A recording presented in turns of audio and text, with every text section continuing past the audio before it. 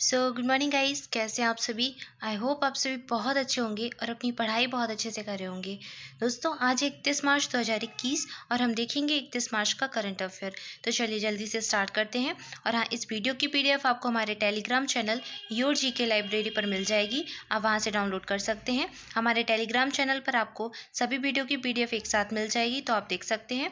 और Telegram channel की link आपको इस वीडियो के डिस्क्रिप्शन बॉक्स में मिल जाएगी, तो आप वहाँ से ज्वाइन कर सकते हैं। अगर आप वहाँ से ज्वाइन ना कर पाएँ तो आप सीधे भी टेलीग्राम चैनल पर जा सकते हैं और योर जीके लाइब्रेरी टाइप करें तो आपको हमारा टेलीग्राम चैनल मिल जाएगा। तो चलिए स्टार्ट करते हैं आज का करंट अफेयर। हमारा पहला प्रश्न है, केंद्रीय जल शक्ति मंत्री ने हाल ही में किस मिशन के तहत 7 राज्यों के लिए 465 करोड़ रुपए की राशि को मंजूरी दी है? आयुष्मान मिशन, जल जीवन मिशन, किसान मिशन या फिर जिज्ञासा मिशन। तो इस प्रश्न का सही उत्तर है जल जीवन मिशन। जल शक्ति मंत्री ने जल जीवन मिशन के तहत 7 राज्यों के लिए 465 करोड़ रुपए की राशि को मंजूरी दी है। और ये 7 राज्य कौन कौन से हैं? एक है अरुणाचल प्रदेश, और 3 अहम है यानी कि मेघालय, मणिपुर और मिजोरम। इसके अलावा है हिमाचल प्रदेश और सिक्किम और गुजरात। तो ये 7 राज्य हैं, यानी कि 5 राज्य पूर्वोत्तर भारत से हैं, अरुणाचल प्रदेश, मेघालय, मिजोरम और मणिपुर और सिक्किम। और एक राज्य उत्तर भारत का है, हिमाचल प्रदेश, और एक है पश्चिमी उत्तर भारत का यानी कि गुजरात। तो ये 7 राज्यों के लिए 465 करोड़ रुपए की राशि को मंजूरी मिली है। और इस मिशन के तहत भारत सरकार की योजना है कि हर घर तक जो नल का शुद्ध पानी होता है, पीने योग्य पानी होता है, उसकी पहुंच को बनाना। यानी कि 2024 तक सरकार की योजना है कि हर घर तक जल की आपूर्ति हो जाए। और इस जो योजना है, इसमें सबसे अच्छा प्रदर्शन अभी गुजरात सरकार के द्वारा किया जा रहा है, यानी कि गुजरात सर्वश्रेष्ठ प्रदर्शन करने वाले राज्यों में है, जो कि हर घर में नल से पानी की आपूर्ति सुनिश्चित करने के लिए जल जीवन मिशन का कार्यान्वयन कर रहा है। तो इस प्रश्न का सही उत्तर है जल जीवन मिशन। और इस प्रश्न से संबंधित इतनी जानकारी आपको याद रखनी है। आइए देखते हैं अगला प्रश्न। अगला प्रश्न है, भारतीय क्रिकेट टीम के कप्तान विराट कोहली बतौर कप्तान कितने इंटरनेशनल मैच खेलने वाले तीसरे भारतीय क्रिकेटर बन गए हैं? 50 इंटरनेशनल मैच, 100, 150 या फिर 200। तो इस प्रश्न का सही उत्तर हो जाएगा 200, यानी कि विराट कोहली कप्तान के तौर पर 200 इंटरनेशनल मैच खेल चुके हैं और ये ऐसे तीसरे भारतीय हैं। इसके पहले महेंद्र सिंह धोनी और एक और क्रिकेटर हैं जो यह खेल चुके हैं, यानी कि महेंद्र सिंह धोनी ने अभी तक 332 मैच खेले हैं बतौर कप्तान। और इसके अलावा मोहम्मद अजहरुद्दीन ने 221 मैच खेले हैं। और विराट कोहली 200 इंटरनेशनल मैच खेलने वाले तीसरे भारतीय क्रिकेटर बन चुके हैं। तो इस प्रश्न का सही उत्तर था 200 इंटरनेशनल मैच। और इस प्रश्न से संबंधित इतनी जानकारी आपको याद रखनी है। आइए देखते हैं अगला प्रश्न। अगला प्रश्न है, शूटिंग वर्ल्ड कप में बिहार की श्रेयसी सिंह ने वुमेन ट्रैप टीम इवेंट में कौन सा मेडल जीता है? Gold medal, silver medal, bronze medal या फिर राजीव मेडल। तो इस प्रश्न का सही उत्तर है गोल्ड मेडल। दिल्ली में हो रहे शूटिंग वर्ल्ड कप में बिहार की श्रेयसी सिंह ने वुमेन ट्रैप टीम इवेंट में गोल्ड मेडल जीता है। और यह 25 मीटर रैपिड फायर में पुरुष टीम ने सिल्वर मेडल जीता है। और भारत अब तक इस टूर्नामेंट में 15 गोल्ड, 9 सिल्वर और 6 ब्रॉन्ज सहित कुल 30 मेडल जीत चुका है, यानी कि भारत ने कुल 30 मेडल जीत लिए हैं। तो इस प्रश्न का सही उत्तर था गोल्ड मेडल। आइए देखते हैं अगला प्रश्न। अगला प्रश्न है, केंद्रीय मंत्रिमंडल ने जल संसाधन के क्षेत्र में भारत और किस देश के बीच हुए सहयोग ज्ञापन को मंजूरी दी है? चीन, जापान, अफ्रीका या फिर ऑस्ट्रेलिया। तो इस प्रश्न का सही उत्तर हो जाएगा जापान। भारत जापान के साथ मिलकर जल संसाधन के क्षेत्र में सहयोग ज्ञापन पर मंजूरी दे चुका है। आइए देखते हैं अगला प्रश्न। अगला प्रश्न है, इनमें से कितने हेक्टेयर में फैला जम्मू कश्मीर में एशिया का सबसे बड़ा ट्यूलिप गार्डन खोला गया है? 10 हेक्टेयर, 20 हेक्टेयर, 30 हेक्टेयर या फिर 40 हेक्टेयर। तो इस प्रश्न का सही उत्तर हो जाएगा 30 हेक्टेयर, यानी कि 30 हेक्टेयर में अभी 30 हेक्टेयर भूमि में जम्मू कश्मीर में एशिया का सबसे बड़ा एक ट्यूलिप गार्डन खोला गया है। और यह 2007 में तत्कालीन मुख्यमंत्री गुलाम नबी आज़ाद की पहल पर कश्मीर घाटी में फूलों की खेती और पर्यटन को बढ़ावा देने के उद्देश्य से खोला गया था। और यह 30 हेक्टेयर भूमि पर है। कहाँ पर है? जम्मू कश्मीर में। और ये एशिया का सबसे बड़ा ट्यूलिप गार्डन है। तो इस प्रश्न से संबंधित इतनी जानकारी आपको याद रखनी है। आइए देखते हैं अगला प्रश्न। अगला प्रश्न है, हाल ही में सिग्मो उत्सव किस राज्य में मनाया गया? तमिलनाडु, गोवा, केरल या फिर आंध्र प्रदेश? तो इस प्रश्न का सही उत्तर है गोवा।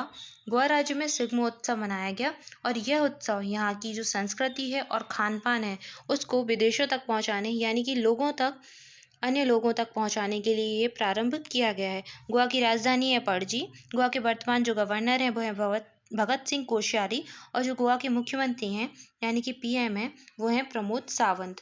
तो आपको इस प्रश्न से संबंधित इतनी जानकारी याद रखनी है। आइए देखते हैं अगला प्रश्न। अगला प्रश्न है एवर गिवन क्या है जो हाल ही में खबरों में था? कार्गो शिप, स्वदेशी अभियान, कोरोना का टीका या फिर मछली की नई प्रजाति?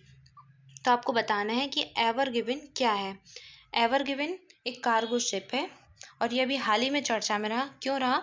क्योंकि यह शिप जो स्वेज नहर है उसमें फंस गया था, तो ये बहुत चर्चा में रहा। आइए देखते हैं स्वेज नहर। स्वेज नहर कहाँ है? स्वेज नहर भूमध्य सागर और लाल सागर को जोड़ती है और यह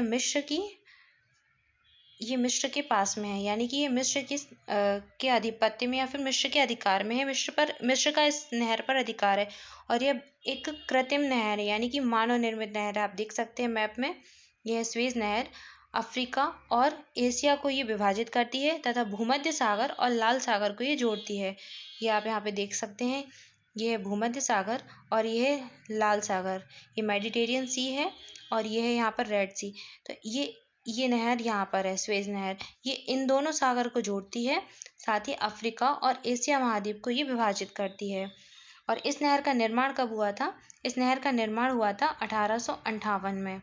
1858 में फर्डिनेंड डी लेप्सेसे ने इसका निर्माण करवाया था और 1858 में इसका निर्माण शुरू हुआ तथा ये कंप्लीट कब हुआ था? ये 1859 मतलब लगभग 10 वर्ष बाद 1869 लगभग 10 से 11 वर्षों के समय में ये कंप्लीट हुई तथा 1869 में ये ऑफिशियली रूप से चालू हो गई थी और इसके बाद 1956 में इसका राष्ट्रीयकरण कर दिया गया तथा इस पर मिस्र ने पूर्णतः अधिकार कर लिया। तो ये तीन डेट आपको याद रखनी है। 1858 में इसका निर्माण फर्डिनेंड डी लेप्सेसे ने स्टार्ट करवाया था और 1956 आपको याद रखना है 1956 में इसका राष्ट्रीयकरण किया गया और मिस्र का इस पर अधिकार हो गया। तो आपको याद रखनी है। और इस नहर का जो स्टार्टिंग पॉइंट है वो आप देख सकते हैं। ये स्टार्टिंग पॉइंट यहाँ पोर्ट सईद, यहाँ पर पोर्ट सईद है।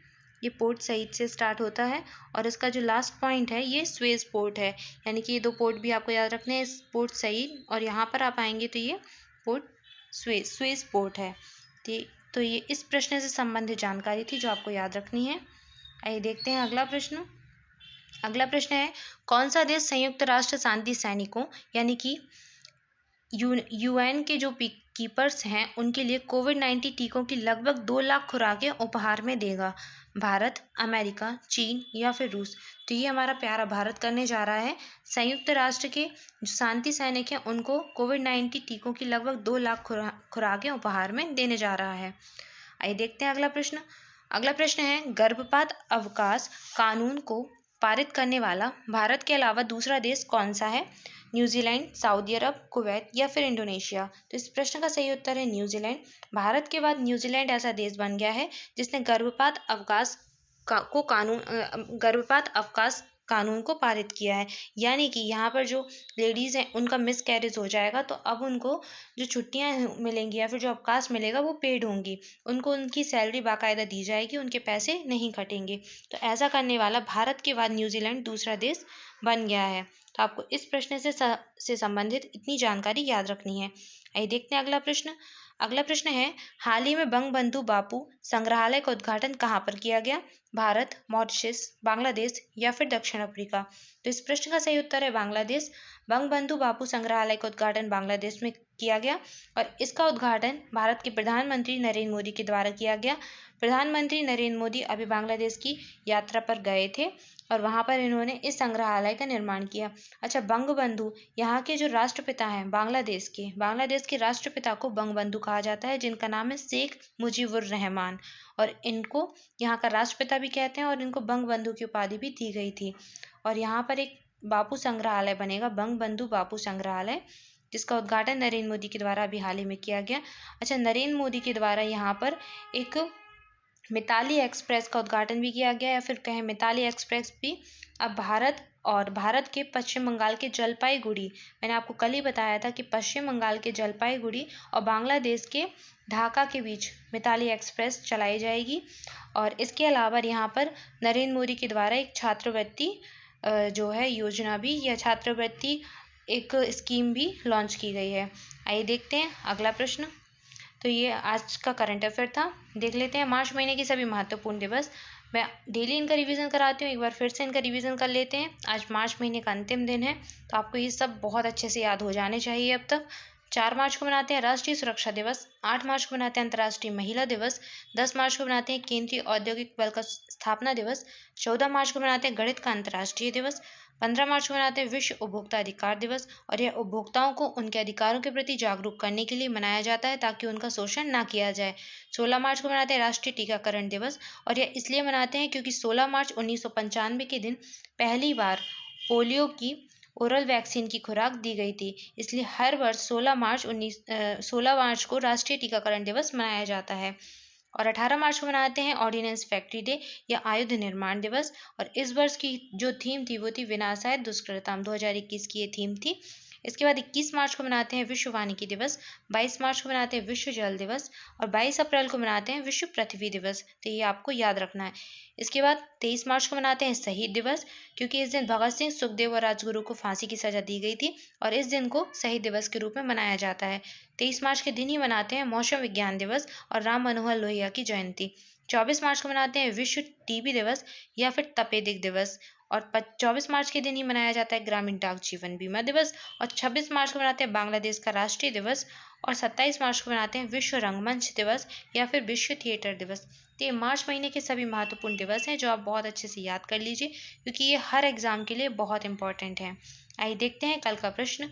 कल आपसे प्रश्न पूछा गया था खेलो इंडिया यूथ गेम्स 2021 में किसे शामिल किया गया है।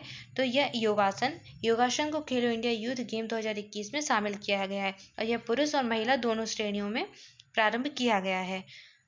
और कल के थंबनेल पर आपसे प्रश्न पूछा गया था नासा की किस ग्रह की बर्फीली रेत की टीलों की तस्वीर साझा की है, और किस देश के माउंट मैरापी ज्वालामुखी में विस्फोट हुआ है। तो इस प्रश्न का आंसर अरियान अली खान, राहुल कुमार और निहारिका मौर्य ने बिल्कुल सही दिया है।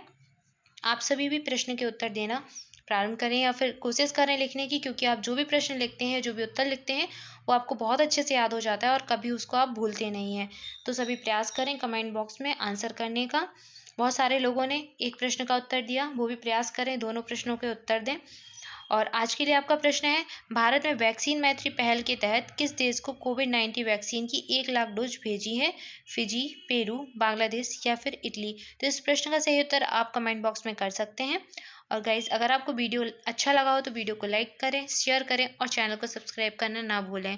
और साथ ही आपके जितने भी दोस्त हैं, जितने भी फ्रेंड्स हैं, स्टडी ग्रुप हैं, सबके साथ आप वीडियो को ज़्यादा से ज़्यादा शेयर करें, और हमारा टेलीग्राम चैनल भी ज्वाइन करें। आप हमें कूपर फॉलो कर सकते हैं, और आप हमारा फेसबुक पेज भी फॉलो कर सकते हैं या फिर ज्वाइन कर सकते हैं, और आपको हमारे फेसबुक पेज पर सारे वीडियो की जो अपडेट है वो सबसे पहले मिल जाएगी, तो आप ज़रूर से ज्वाइन करें। So thank you guys for watching this video. मस्त रहें, मुस्कुराते रहें, मिलते हैं नेक्स्ट वीडियो में। Thank you so much.